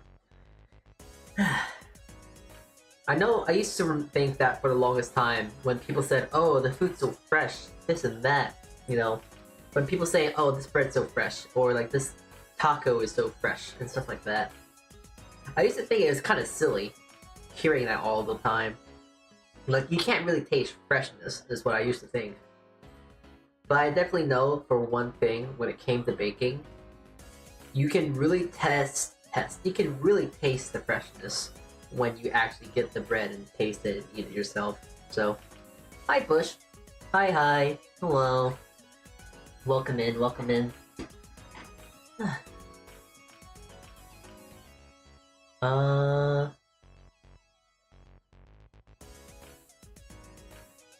But yeah, that's a big thing I do want to do in the future. You know, not even just the future. That is just a huge long-term goal. Huge long-term goal I want to do. Every VTuber pal that I've either interacted with extensively or just talked to, I just want to give them bread. It's a silly thing to say, but like I just want to make sure, I just want to give bread to people. I don't know, it's like you know how people give flowers to people when they like them? I give people bread when I like them. Platonically. Nothing crazy like that. Don't be weird about it. You can't use fresh bread as rocks though.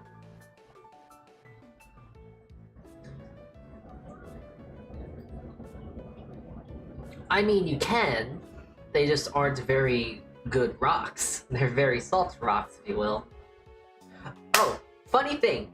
There was this weird thing that I was watching to where someone was saying like, oh, rocks don't live. They aren't real. I mean, they aren't living. Have you guys ever seen those? Okay, I'm not gonna put it on the stream because it is kind of grotesque. It does look a little nasty. They're not really rocks. I believe they're a crustacean of some sort. They're a sea creature. But there are, if you look on Google Images and look up and search up living rocks, there's like these living, there's some things that look like rocks, but they're alive. I'm not sure what they taste like. They look like shellfish of some sort. So, taste. Oh, I know what it is. Cool. Okay, I'm glad that I'm not the only one that would know of this then. They're pretty. They're pretty. They're pretty when they're not cut open. So, how's stream? We're chilling. We're kind of just talking now. The first hour, we were just kind of making sandwiches and this and that. The next few minutes afterwards, I kind of ate them.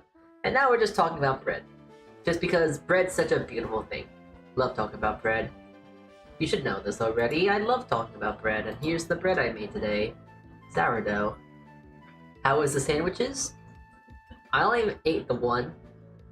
But the one sandwich I ate was chef kiss. Delicious. Tasty. It's gonna be good for the rest of the week for myself. How great it is to make sandwiches and not worry about like, oh, I got, no, not sandwiches, but just meal prep. Because today was just a meal prep stream. Of like, oh no, I have to make something for myself for dinner for the next few days, but I know I'm not gonna want to know how to cook. So yeah. Which one did you eat? I ate the last minute sandwich You know, I had the roast beef, the sandwich, the sandwich meat, the lettuce, the cucumber, the mozzarella cheese. The other sandwiches, like the roast beef sandwich, the French dip, the turkey hoagie, and banh mi, they're still in my refrigerator. I'm just gonna leave them there. So I'm just a little worried because sometimes when I get a little tired and whatnot, I do stupid stuff. So in the back of my head, I'm actually kind of worried because since they're wrapped in tinfoil, and I have the tendency to throw stuff in the microwave, I'm kind of hoping that my brain functions and thinks that, hey, it's a tinfoil salty. You should throw it in the oven. So, yeah, I'm gonna need one of you guys, one of the Bred boys here to help me, just like with my horrible memory. You should know how trash my memory is. So I need someone that be my memory for me.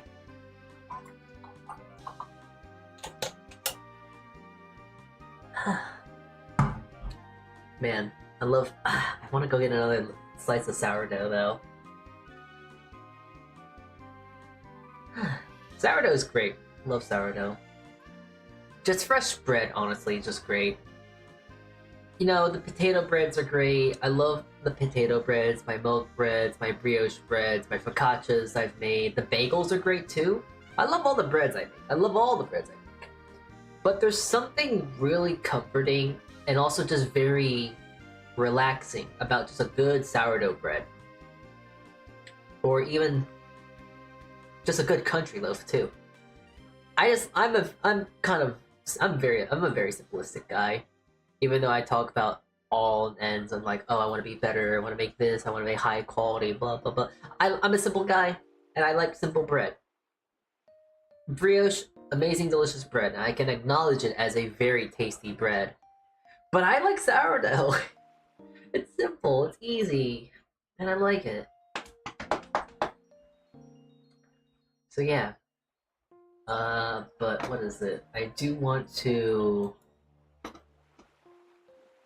one day go quote unquote kidnap my pals, my Vtuber pals, the Bred boys and all that, and just give them bread. It's just a fun thing.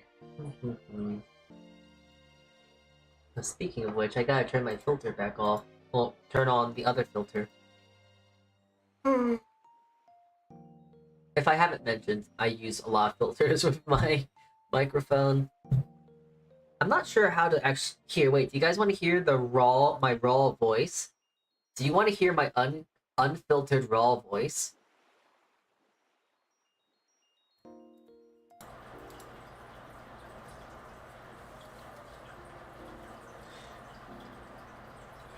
This now sounds like an Xbox mic now. You can hear the fan in the background. Hold on, I'm gonna make this really, really aesthetic in the sense of like, what is it? I'm gonna make it sound really authentic to the to a Call of Duty lobby now.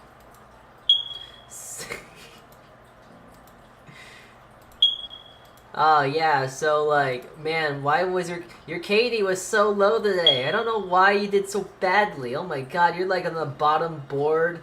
Jeez, you got like 50 deaths on the board, and I got like 50 kills. I've killed more than you've died. Like, oh, that was stupid. Alright, let me turn the filters back on. You'll never yes, that's so epic. You need the parents arguing in Spanish. Oh, okay. You know what? Are we committing to this bit now?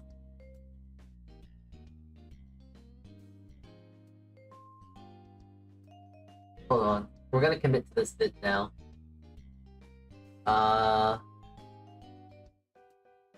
Hold on. I gotta turn my filters back off. This is gonna be the greatest thing of all time. Alright.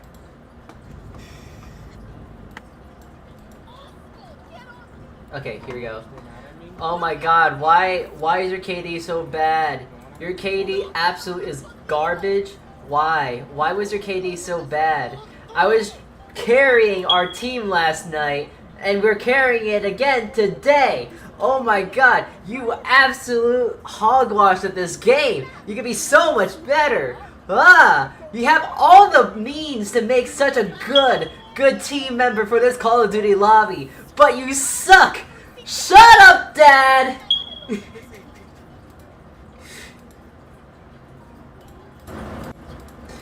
Alright, there you go. Your authentic Call of Duty lobby experience. Bringing back flashbacks. The thing is, I don't think the people arguing in the background was loud enough. I'm not gonna do it again though.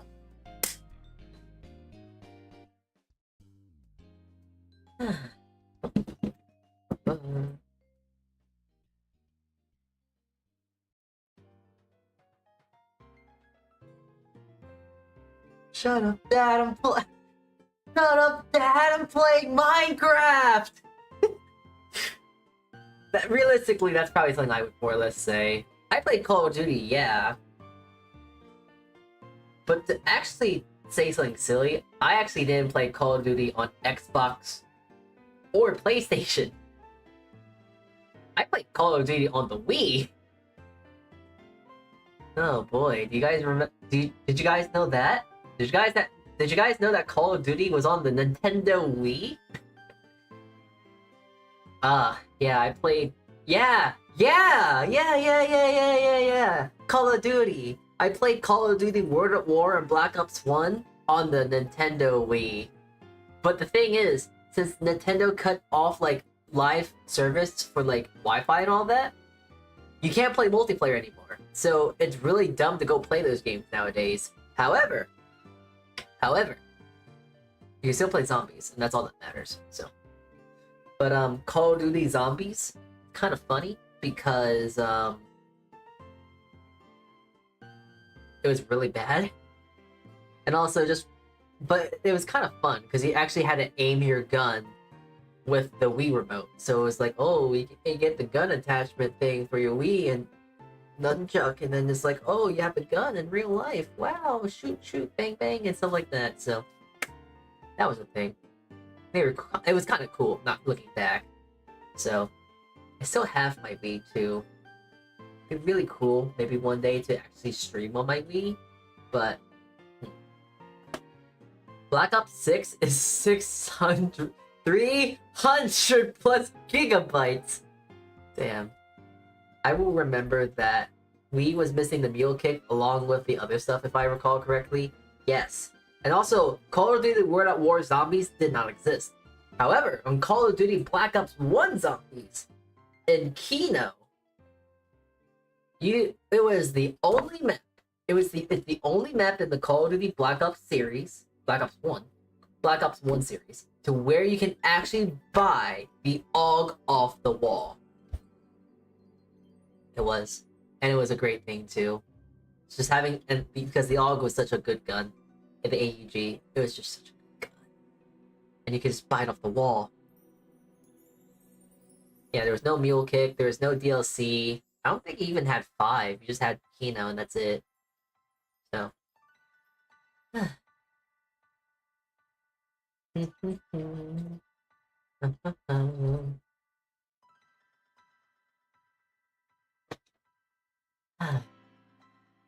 5. I miss it. I don't. 5 was definitely 5. It was a map. Well, it wasn't. I'm not sure why I'm trying to treat it in the connotation that it was a bad map. It was a good map. It's a very good map. It's just that it's really hard. I honestly think this might be a bit of a take. Honestly, I think 5 is better than Ascension. That might be a bit of a take. But I'm saying that because there's one thing that makes Ascension really bad, and it's the monkey rounds. They suck. They're so bad. They're just unfun. There's no counterplay with it too. Just annoying. Because you're gonna lose one perk. And especially if you play solo, you're going to really focus up on just making sure that quick revive's safe. So yeah. I just prefer it over Kino now because of the difficulty. That and Shang are the ones I go back to. Honestly, I need to go buy what is it? I need to actually go play. I need to go buy the DLC for Black Ops 1 because I have Black Ops 1 and 2 and 3. But I just don't really play Black Ops 1 and 2 because I play on Black Ops 1 and Black Ops 3 because they have the Chronicles maps and all that stuff. So I'm still saying it to you. I'm gonna make sure I rub it into your face here. I still think that Black Ops 3 is the best zombie mode. Like, yeah.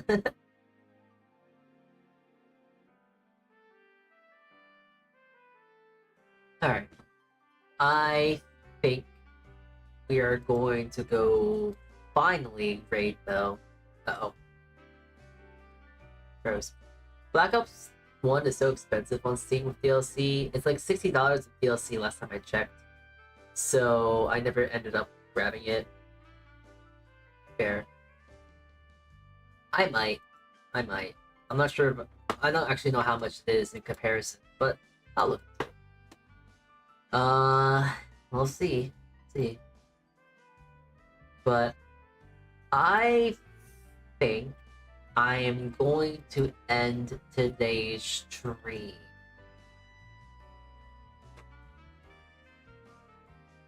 We can't really raid into anyone because well, I can't raid on YouTube still. I'm gonna continue saying it. I'm gonna continue complaining about it. I want to raid on YouTube so badly. Ugh. I want to raid so badly on YouTube, but I see a very fun vlog that we're gonna go raid into. I never see her live, so of course I'm gonna go raid into her. So, everyone, here is our raid messages if you would like to use them. We're going to go raid Sai. We're gonna go raid Sai Shirasaki. We're gonna go say hi to her. It is dumb, just let people raid. Yeah, well, not just that, but just like... It's hard. But that's a rant for another day. Alright, so... Thank you all for tuning in today.